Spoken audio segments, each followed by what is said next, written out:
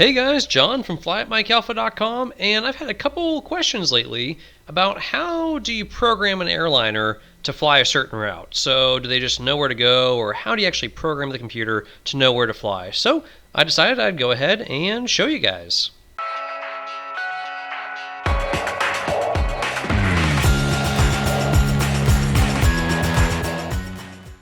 So the first thing you see when you set up the FMS is the status page. First, we'll go to MCDU menu so we can actually initialize the ACARS. ACARS is what's going to give us all of our information like ATIS, our PDC, everything like that. So we'll put in actually the employee numbers, the origin, the destination, fuel on board, the flight number, and the time and route. And once all that's in, then the little initialize word down there in the bottom right goes away, and we can proceed on to the next step. And we can go ahead and request an ATIS. Once we send off for the ATIS, we'll keep going and moving along here so we don't waste too much time. We'll go back to index, status, check that our database is current, check that it's set up for the right airplane, CRJ700, and check our position, our VRDME is configured right, our GNSS control is correct, and FMS control is synced.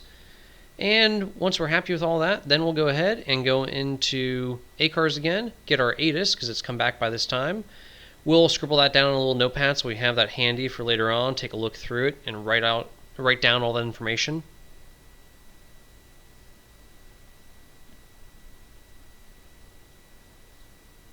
Now that we've got the ATIS, we can go ahead and send off for our departure clearance. So we'll put in our flight number, put in the gate that we're at, and we've already got the ATIS in there, the stations are correct, and we will go ahead and send for that.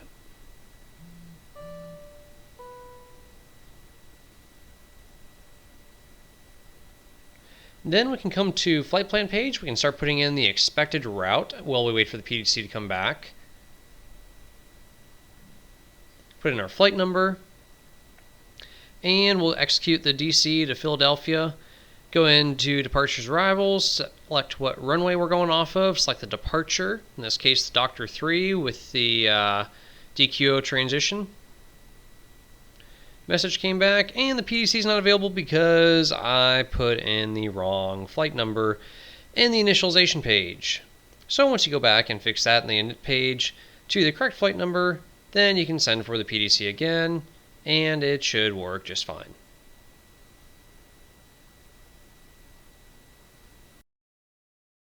Now that we got the PDC back, we can check through there. We got our squawk code, we got our altitude, we got the route, Dr. 3, DQO, Philadelphia, direct field. Cleared via the Dr. 3 departure, DQO transition, 5,000 feet initially, and 9,010 departure frequencies on the SID. So then we'd pull up our SID, our chart, and get our departure frequency off of that.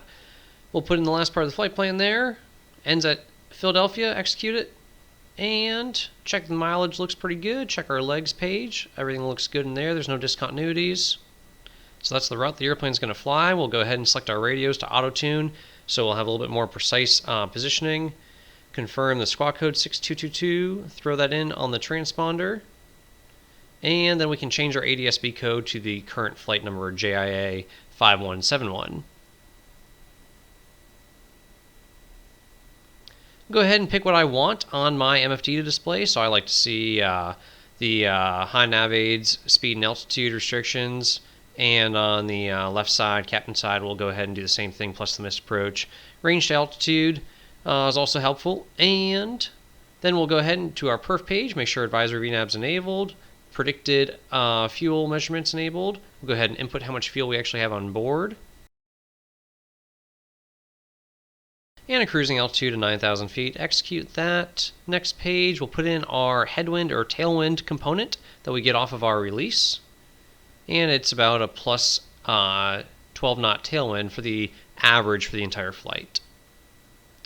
All our reserve fuel, our taxi fuel looks good. Speeds look good on the VNAV page, and so does the altitude. We'll go back there into ACARS. We'll go ahead and select what runways we want to go off of. We'll go ahead and say runway 1 and also 1V, the one visual runway, just slightly different speeds for 1V. And we'll also throw in 33, see if we're able to runway 33 out of DC with the current weight that we've got.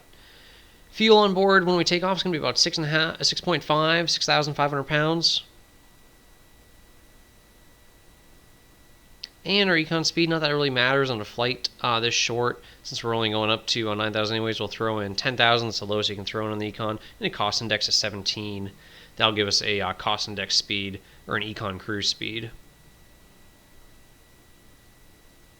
Now that that's all set up, that's pretty much it. We're just going to go ahead and verify it again with the other pilot, and then we'll wait for the CLR to come back, our cargo load report. That'll have how many bags we have on, any cargo, how many pounds of ballast if we have anything like that.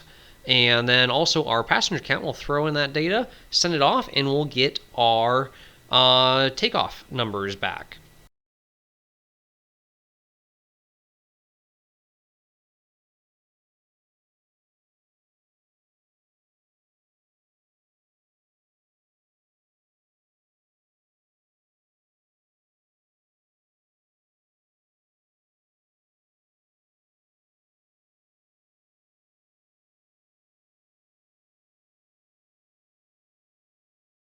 In the meantime, we can verify that the route looks good. We can pull up on our MFD the progress page here, and we can see where it ends at Philadelphia, and then we can cycle through our fixes on the legs page in the FMS and basically scan through all those, make sure that they all look right, that we're not backtracking at all, that we didn't put anything in the wrong order.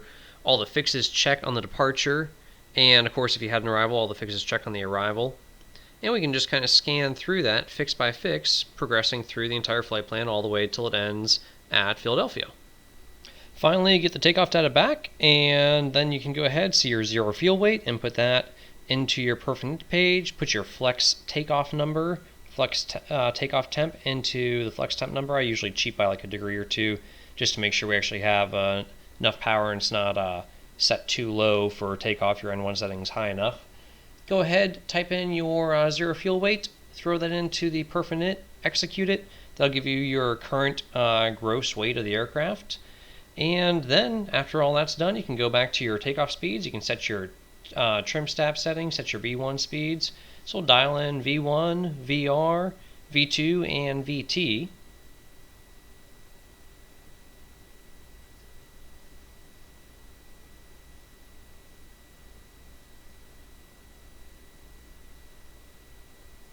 Once our speeds are set, we'll come back, just verify them in the FMS. Go ahead and set our trim stab, or stab trim setting of 7.2 there. And that's pretty much it. We'll go ahead and verify it all between both pilots on the taxi out checklist. Everything's set though now with your takeoff numbers, your route is all programmed in there, and the airplane's ready to fly that automated route to wherever you programmed it to. So once you throw it in nav mode, it'll fly itself on the autopilot, and that's pretty much all there is to it, to configuring the computer on just about any airliner out there. They're all very, very similar. So hopefully you guys enjoyed. If you have any questions at all, leave them in the comments below. And of course, check out our Patreon page. We greatly appreciate all the support that you guys give us on the Patreon website. Be sure to stay tuned. We've got some really exciting developments coming to the new fly@MikeAlpha.com, where you'll be able to register for an account, register for courses, log in, keep track of your progress. It's going to be a really cool setup. Be sure to subscribe to our YouTube channel and like this video. Give us a thumbs up on our page here. As always, if you can't fly every day, then fly@MikeAlpha.com. We'll see y'all next time.